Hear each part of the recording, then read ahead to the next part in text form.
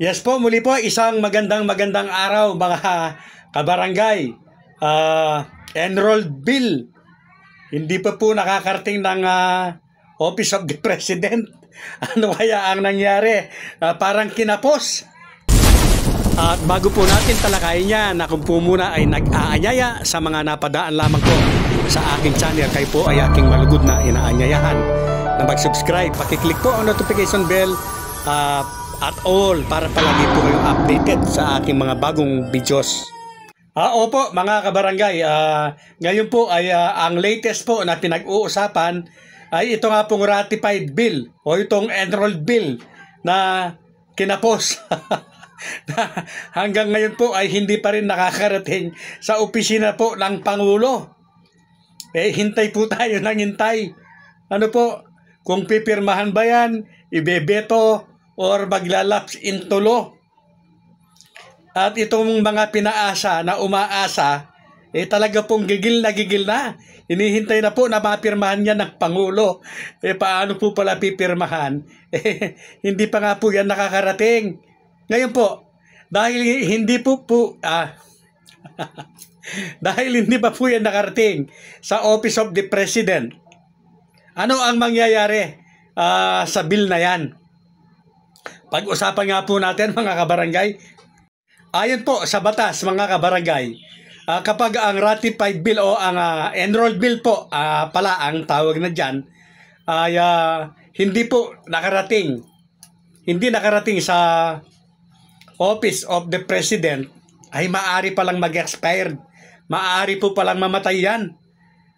Alam po ba ninyo kung bakit?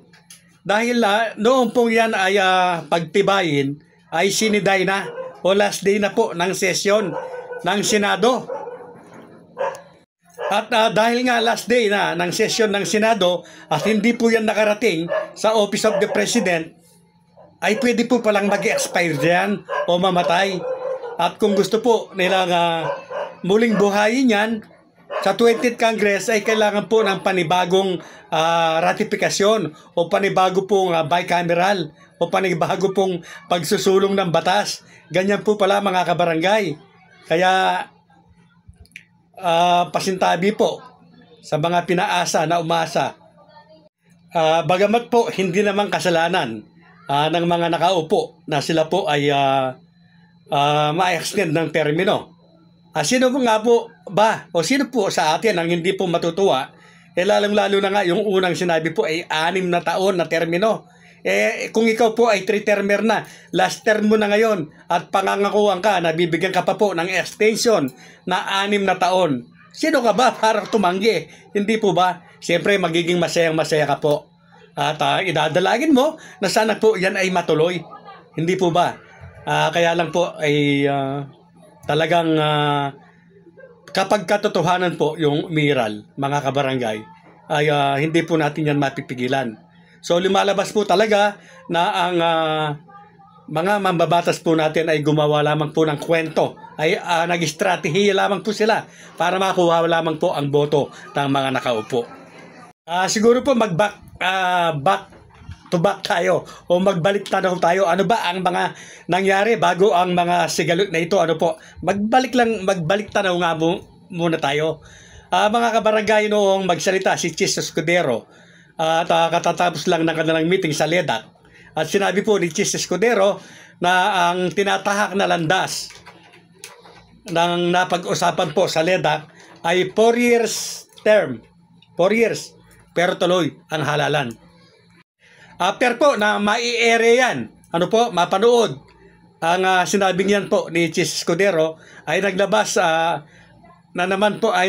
po ng statement itong ating COMELEC chairman na si Chairman Garcia, at ang sabi po niya ay naghanda po sila at ang halalan po ay matutuloy na o tuloy-tuloy na po sa December 1, 2025.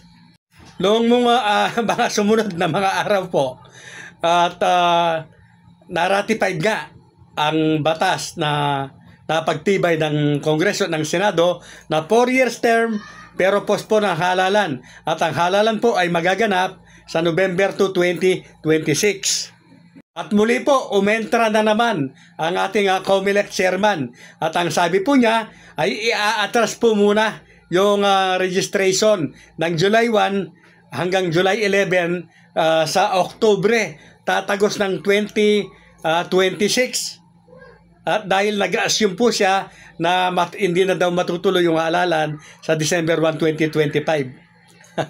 Kawawa talaga yung COMELEC. Itong sumunod na araw na naman po, nagdaang mga araw, ay nagpalabas na naman po ng...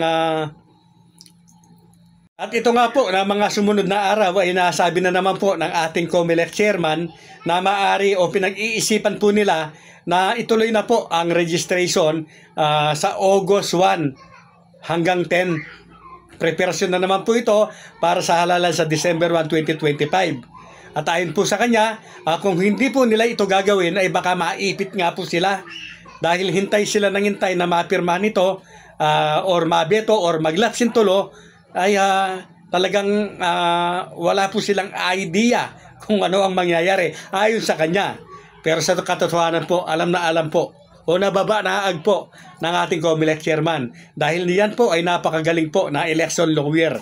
Alam po niya yung mangyayari, alam niya saan po patungo yan. Kaya po malinaw na malinaw mga kabarangay, sa ginagawa po ng COMELEC ngayon ay nababanaag na malinaw po na ang halalan ay magaganap na po sa December 1, 2025, 101%. Ayan po mga kabarangay, malinaw na po na sa atin ang lahat na ito po ay talagang naging masalimuot na usapin. Pero yan nga po, lumalabas na po ang katotohanan at mangyayari na po yung tinatadahan na po ng batas. Sana po mga kabarangay ay matuto na po tayo at sa pagpili po ng ating mga manunungkulan. Sana po sa mga darating na mga panahon ay huwag nating kalilimutan na mayroong mga pagkakataon po na tayo po ay kanilang ginawan laruan, pinaasa, tayo po ay kanilang mga ginawang bobo at tanga para po sa kanilang sariling kapakanahan mga kabarangay. Sana po tumanim yan sa ating mga puso't isipan para sa susunod po na mga darating na mga halalan ay makapamili po tayo at makapaghalal po tayo ng mga karapat-dapat ng mga taong talagang ang ating pong karapatan po ng mga mamamayan ang kanilang ipaglalaban. At sa mga patuloy pa rin po na nakasubaybay sa aking channel, yes po, patuloy pa rin po tayo sa pagpili po at pamimigay po ng mga silver jewelries sa mga hindi po maselan. Bawal po yung mga pinamimigay po natin sa mga maselan, ano po. At pero tinitiyak ko po sa inyo na ang aking pong mga pinamimigay na jewelries ng mga silver man yan ay galing po ng Japan yan. Mga urig po yan, mga kabarangay.